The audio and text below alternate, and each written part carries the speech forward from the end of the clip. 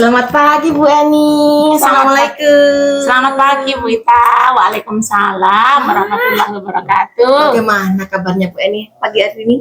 Alhamdulillah sehat, bugar, semangat saya hari ini. Mau ketemu Bu Ita ini luar biasa. Saya Semangat sekali. pagi gitu. Nggih, leres. Keluarga pripun?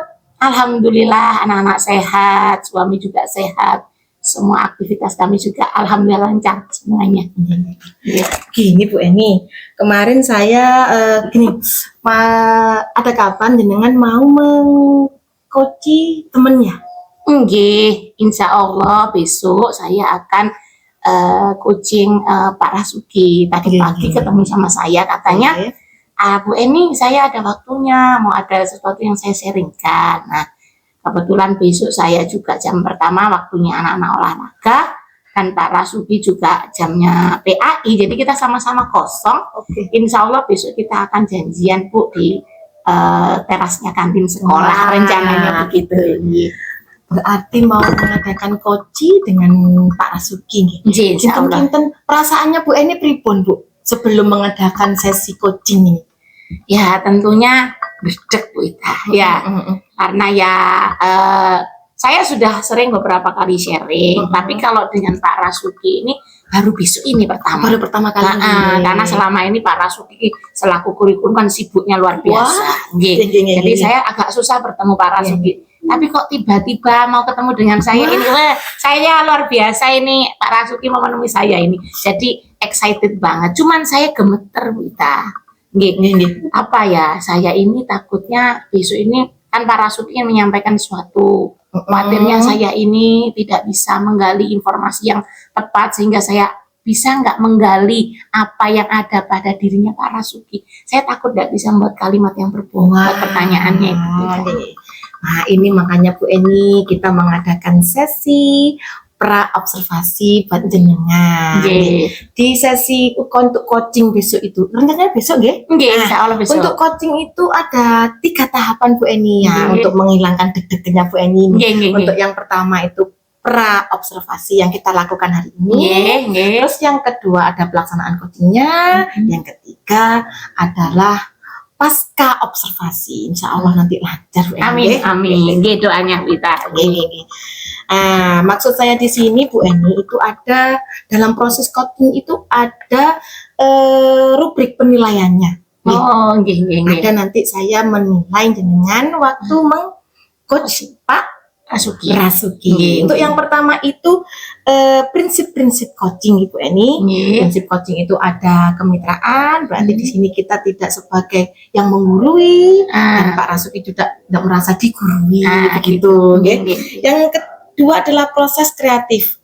Mungkin untuk menjadi seorang coach kita mengadakan coachingnya, untuk coachingnya itu menyenangkan. Jadi tidak bosen gitu Bu. Yang ketiga itu memaksimalkan potensi. Jangan bisa menanyakan tadi yang pertanyaan berbobot kepada seorang coach. Di sini Pak Rasuki gitu. Yang kedua itu kompetensi inti coaching Bu. Di sini ada 3 Bu. Ada kesadaran penuh, ada mendengarkan aktif, juga yang terakhir itu mengajukan pertanyaan berbobot. Ini memang kalau untuk mengajukan pernyataan berbobot itu harus banyak latihan Bu Eni. Itulah kita harus mengasah potensi kita sendiri sebagai coach gitu untuk mengajukan pertanyaan berbobot. Betul. Itu yang jadi ketakutan saya itu Bu Ita. Kita berlatih bersama-sama gitu. Yang ketiga ada alur tirta Bu. Tirta itu T-nya adalah tujuan, D-nya identifikasi, R-nya rencana, dan T-nya adalah tanggung jawab jenengan nanti atau tanggung jawab bersama coachingnya. Siap. Sebelumnya Bu Eni, saya mau mengajukan pertanyaan, boleh? Monggo dengan senang hati. Untuk yang pertanyaan pertama Bu Eni, ini kan ada tadi yang 3 kompetensi coaching. Kira-kira apa yang akan dikembangkan Bu untuk kompetensi coachnya jenengan ke coaching? Kalau saya ingin mengembangkan ketiga-tiganya Bu Ita. Saya besok itu pada saat melakukan coaching dengan Pak Rasuki, saya ingin betul-betul memiliki kesadaran penuh. Saya akan betul-betul hadir penuh, saya tidak mau mikirkan yang lain. Besok pokoknya Pak Rasuki menghadap saya, yang saya hadapi adalah Pak Rasuki. Kemudian saya akan menjadi pendengar yang baik supaya nanti saya bisa mengajukan pertanyaan-pertanyaan yang berbobot. Nah, jadi mendengar yang baik tapi dengan rasa saya ingin merasakan apa yang besok Pak Rasuki sampaikan ke saya. Wah, saya ingin apa ya? Saya ingin hanyut di dalamnya. Wah. Seperti itu. Apa yang dirasakan Pak Rasuki coba saya masuk dalam hati saya. Yang ketiga tentunya kompetensi membuat pertanyaan yang berbobot. Itu yang saya akan kembangkan Bu Ita. Dari tiga-tiganya saya ingin kembangkan. Wah, menarik sekali Ibu. Memang untuk menjadi pendengar yang aktif itu dengan rasa sudah pasti Ibu. Iya. Jadi kita bisa menyelami apa sih masalahnya si Koji ini, apa sih masalahnya Pak Rasuki yang besok akan disampaikan. Seperti itu. Oke, kira-kira Bu Eni dari tiga-tiganya oke lah semua mau dilaksanakan, di kompetensi ini pasti kita akan laksanakan. Kira-kira satu kompetensi penting atau satu kompetensi spesifik apa yang ingin dikembangkan Bu Eni? Seperti yang saya sampaikan di awal tadi, kita bahwa untuk besok bertemu dengan Pak Rasuki ini kan saya ngerjet, takut besok tidak bisa membuat pertanyaan yang berbobot. Jadi yang ingin saya kembangkan lagi, saya ingin banyak belajar lagi, tentunya nanti dengan teman-teman juga. Bagaimana saya bisa membuat pertanyaan-pertanyaan bobot kepada Pak Rasuki besok. Ya, sehingga nanti Pak Rasuki dari pertanyaan-pertanyaan yang sudah saya sampaikan, dengan sendirinya Pak Rasuki itu bisa tanpa terasa, ya, saya pancing-pancing dengan pertanyaan saya. Harapannya Pak Rasuki besok menemukan sendiri solusinya. Ya, dan beliaunya bisa berkomitmen dari apa yang disampaikan ke saya besok begitu. Itu yang ingin saya kembangkan Bu Ita. Terus terang itu di situ saya. Sama-sama belajar juga Bu Eni. Berarti gini berarti kompetensi pertanyaan berbobot ini diharapkan bisa mengembangkan perkembangannya Pak Rasuki begitu. Betul sekali. Kira-kira Bu, indikator apa nanti yang kelihatan dari kompetensi ini? Jadi indikator besok ketercapaian proses coaching saya tentunya yang pertama saya akan coaching dengan menggunakan alur delta. Kemudian indikator yang kedua, besok Pak Rasuki itu benar-benar bisa terpancing oleh saya sehingga besok Pak Rasuki itu bisa ternyata tidak sengaja bisa menemukan solusinya sendiri gitu loh Bu Ita. Jadi harapannya besok kalau besok saya berhasil, indikatornya itu Pak Rasuki bisa menemukan permasalahan dari masalahnya sendiri. Padahal Pak Rasuki kan mau sharing dengan saya, tapi dengan keterampilan pertanyaan berbobot besok itu harapan saya justru Pak Rasuki menemukan sendiri. Bu Ita matur nuwun lho kopinya nggih. Sampai disuguhi kopi. Matur nuwun sangat ini tadi saya minum nggih matur nuwun sangat. Wah, menarik sekali rasanya ini untuk kegiatan besok ya Bu Eni. Insya Allah mudah-mudahan nggih. Oke, nanti kita ketemu lagi waktu setelah pelaksanaan Bu Eni. Oh, siap. Jadi besok kita juga hadir nggih. Jam 8 ya Bu Ita. Siap. Jam 8 jenengan kali Pak Rasuki nanti saya yang mendampingi. Sekolah nggih Bu Ita. Jam berapa Bu? Jam 8 nggih. Jadi saya tunggu besok nggih. Sampai ketemu besok. Wah, nggih Bu. Terima kasih banyak. Besok ketemu lagi jam 8 di ruang kepala sekolah. Assalamualaikum warahmatullahi wabarakatuh. Waalaikumsalam warahmatullahi wabarakatuh.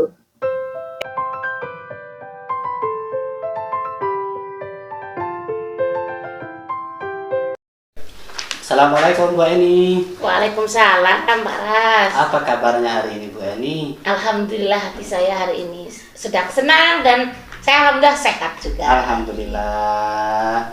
Baik Bu Eni. Ada waktu nggih hari ini?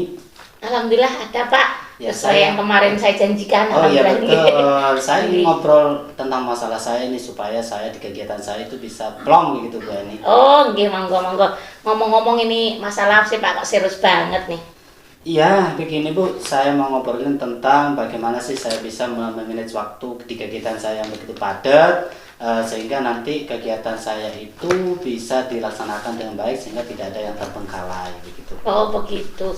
Kalau boleh tahu kegiatannya Pak Rasuki apa saja sih kok sampai jadi permasalahan kayak begini apa saja ini Pak? Jadi begini Bu, jadi saya itu di sekolah selain saya jadi guru, saya juga sebagai kurikulum, dan kemarin saya juga ditunjuk sebagai panitia isi acara dalam kegiatan PTA atau tamu ambalang. Dan juga saya di rumah itu juga sebagai PHBI, di mana ini kan sudah masuk bulan Maulid ini Bu. Jadi saya harus juga merencanakan kegiatan yang ada di kampung saya, di masjid saya untuk kegiatan PHBI saya. Jadi saya ini bingung Bu, apa mana yang harus saya dahulukan sehingga kegiatan itu bisa terlaksana baik dan tidak ada yang terbengkalai gitu. Oh begitu nih. Jadi Pak Rasuki ini selain sebagai guru juga sebagai kurikulum ya Pak. Terus kemudian juga dimintai jadi panitia tamu hambalang tadi, ditambah lagi di kampung menjadi panitia PHBI. Begitu ya Pak? Betul Bu. Wah luar biasa ini, sibukannya sangat luar biasa. Terus begini Pak, dari kita ngobrol-ngobrol ini sebetulnya yang ingin Bapak inginkan itu seperti apa sih? Maunya gimana ini Pak? Jadi saya itu ingin bagaimana nanti kegiatan saya yang padat itu bisa dapat terlaksana dengan baik. Ya. Jadi tidak ada yang terbengkalai sehingga saya bisa manage waktu di kegiatan saya yang padat sehingga tidak ada kegiatan yang tertinggal dari tanggung jawab saya. Begitu Bu. Oh jadi tadi kata-kata memanage waktu ya Pak. Jadi sepertinya jadi gongnya yang mau kita bicarakan selanjutnya. Nah, kalau menurut Pak Rasuki sendiri, seseorang itu bisa dikatakan bisa memanage waktu dengan baik itu yang seperti apa? Mungkin begini kali Bu ya. Yang bisa memanage waktu itu kita harus disiplin waktu dan juga fokus pada kegiatan yang akan dilakukan. Mungkin itu yang bisa supaya kita bisa melakukan manajemen waktu terhadap diri saya. Jadi harus disiplin waktu dan fokus pada kegiatan-kegiatan yang akan dilakukan supaya jadi kegiatan itu menjadi prioritas utama yang mana. Begitu mungkin ya. Okay. Jadi kalau menurut Pak Rasuki idealnya ini untuk bisa memanage waktu dengan baik itu harus disiplin dan fokus begitu ya Pak ya? Betul. Nah, kalau kita teliti lebih dalam lagi, yang kalau agar kita bisa fokus itu Pak, itu kalau menurut Pak Rasuki agar kita bisa fokus seperti apa nih? Ya, mungkin yang harus dilakukan itu saya itu membuat dalam kegiatan padat itu harus membuat catatan-catatan kecil dari kegiatan saya mungkin kali ya. Mana yang pekerjaan yang harus diprioritaskan terlebih dahulu sehingga ketika saya melakukan kegiatan itu saya memaksimalkan dengan sebaik mungkin.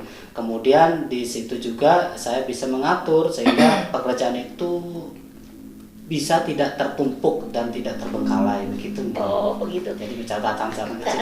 Jadi membuat catatan-catatan kecil mana yang diprioritaskan dan mana yang harus dilakukan dulu ya. Betul, membuat betul. schedule itu ya Pak, seperti betul. itu nih. Yeah. Nah, kalau boleh tahu lebih dalam lagi Pak, jika ke depan ada kegiatan yang bertumpuk-tumpuk lagi, kalau tadi sebagai kurikulum, sebagai guru, sebagai ini mungkin ke depan juga bakal banyak kegiatan lagi yang membutuhkan tenaganya Pak Rasuki. Nah, rencananya ke depan kalau ada yang bareng-barengan lagi ini supaya semuanya bisa berjalan dengan baik, rencananya Pak Rasuki ke depan seperti apa? Ya, di samping tadi membuat catatan-catatan kecil, saya juga harus berkoordinasi dengan rekan saya di bidang saya di kurikulum juga untuk bisa membagi tugas. Di samping itu juga kalau nanti di kegiatan PHBI saya harus langsung berkoordinasi mungkin ya dengan teman-teman seanggota PHBI supaya nanti kegiatan itu juga di kegiatan di PHBI di kampung saya itu juga berjalan karena ini sudah masuk mendekati bulan Maulid ini tinggal beberapa hari ke depan saja sehingga kegiatan itu bisa berjalan dengan sama-sama seperti itu. Oh, bagus sekali. Rencananya ke depan seperti itu. Jadi juga akan berkolaborasi di sini ya garis bawahnya dengan teman tentunya. Saya sepakat dengan Pak Rasuki memang pekerjaan yang banyak ini kalau kita tangani sendiri ya memang tidak bisa akan selesai tepat waktu dan juga kita yang juga capek Pak ya. Betul. Kolaborasi inilah yang sangat penting. Betul. Sehingga kita juga tidak begitu capek tapi semuanya akan berjalan dengan lancar.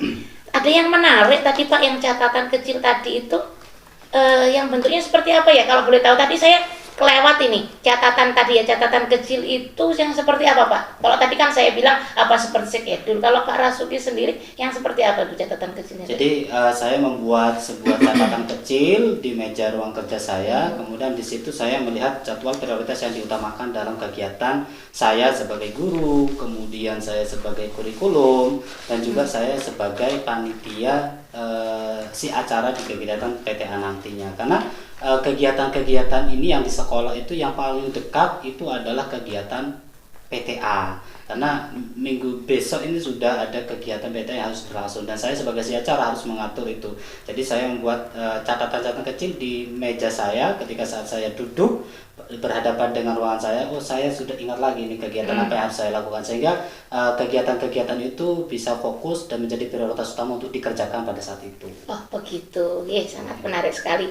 Jadi dari ini tadi saya bisa diskusi ini tadi, ternyata agar semua kegiatan pembelajaran, kegiatan yang dilakukan, ada kegiatan banyak bisa berjalan dengan lancar. Dari Pak Rasuki tadi menyampaikan harus memanage waktu dengan baik. Nah, memanage waktu dengan baik bagaimana caranya? Yaitu harus fokus.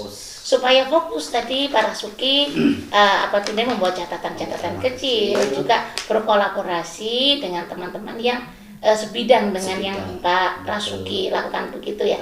Nah, tentunya ke depan kan perencanaan ini bisa saja tidak berjalan dengan lancar.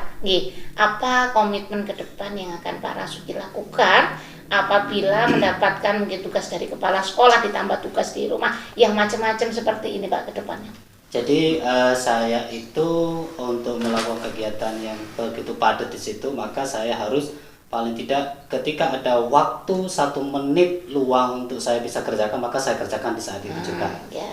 Tidak menumpuk-numpuk pekerjaan. Ya, tidak menunda. Selama ada waktu 1 menit, selama saya bisa, maka saya kerjakan di situ. Oh, luar biasa.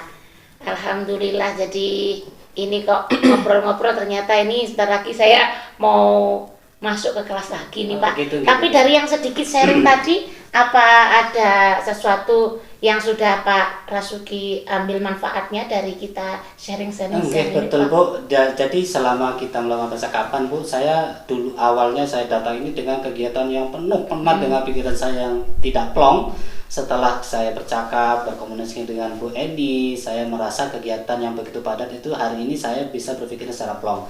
Karena saya dapat menemukan di kegiatan yang padat itu, saya bisa memanage waktu dengan baik dengan cara menemukan harus saya buat catatan kecil untuk bisa melakukan kegiatan-kegiatan yang padat pada saya. Kemudian juga nanti saya harus segera koordinasi dengan anggota PHBI di kampung saya supaya juga berjalan dengan baik. Betul sekali. Jadi alhamdulillah dalam percakapan ini kegiatan yang begitu padat saya bisa plong untuk bisa melakukan kegiatan nanti aktivitas berikutnya. Oh, matur nuwun sangat Pak Rasuki. Nggih, ke depan nanti kalau ini nanti ada kegiatan yang seperti ini lagi, kita bisa sharing-sharing lagi ya Pak. Saya kepengen tahu nanti apakah masih menemukan kendala yang sama atau tidak. Nanti kita bisa sharing-sharing bareng. Siap, betul sekali Bu. Saya nanti setelah kegiatan acara PTA mungkin kali ya paling dekat minggu depan setelah kegiatan itu, nanti saya akan ngobrol lagi nih dengan Bu Eni bagaimana hasil ketika saat saya melakukan kegiatan PTA dengan aktivitas kegiatan begitu padat. Di samping itu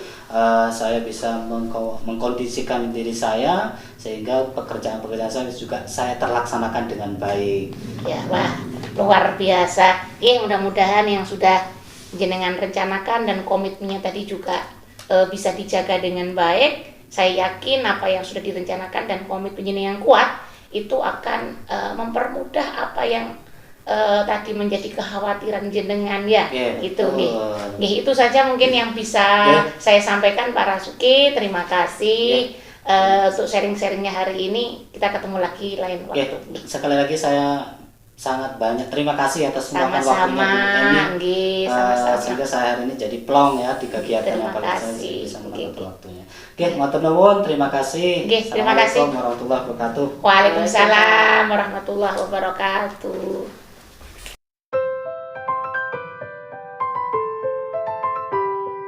Assalamualaikum Bu Eni. Waalaikumsalam. Gimana kabarnya hari ini Bu Eni setelah coaching kemarin ini? Alhamdulillah sekarang sudah plong.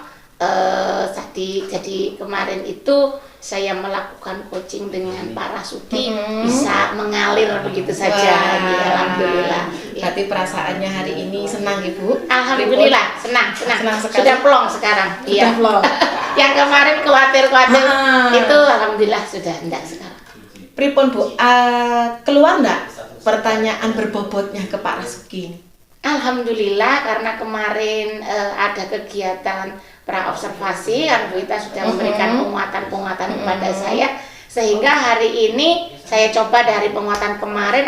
Alhamdulillah pada saat melakukan coaching saya bisa membuat pertanyaan-pertanyaan berbobot dari apa yang disampaikan oleh Pak Rasuki. Itu saya titik beratkan ininya. Oh tadi katanya Pak Rasuki itu kan permasalahan tidak bisa memanage waktu. Saya cadar kemudian dari manage waktu, kemudian dia menyampaikan lagi kalau bisa harus fokus disiplin, sehingga dari kata-kata kunci yang dikeluarkan oleh Pak Rasuki saya bisa membuat pertanyaan-pertanyaan yang berbobot, sehingga Pak Rasuki ternyata bisa mengeluarkan ide, pemikiran, solusi dari apa yang menjadi permasalahan. Begitu Bu Ita. Kalau boleh tanya nih Bu Eni, apa yang membuat Bu Eni menilai kalau pertanyaannya saya ini sudah berbobot? Ya, saya nilai begini dari pertanyaan saya. Ternyata pertanyaan saya ini bisa membuat Pak Rasuki mempunyai ide atau solusi. Ya. Karena kalau tidak berbobot pasti Pak Rasuki tidak bisa menemukan itu, menurut saya kita. Boleh. Kira-kira Bu,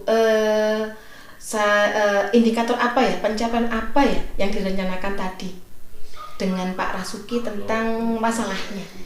Jadi kemarin yang sudah saya sampaikan di praobservasi, jadi indikator yang ingin saya capai adalah saya bisa melakukan coaching dengan menggunakan alur tirta. Jadi kan sudah saya lakukan tahapannya dari tujuan, kemudian identifikasi masalah, kemudian rencana sampai tanggung jawab atau komitmen, itu sudah saya lakukan. Itu indikator yang pertama.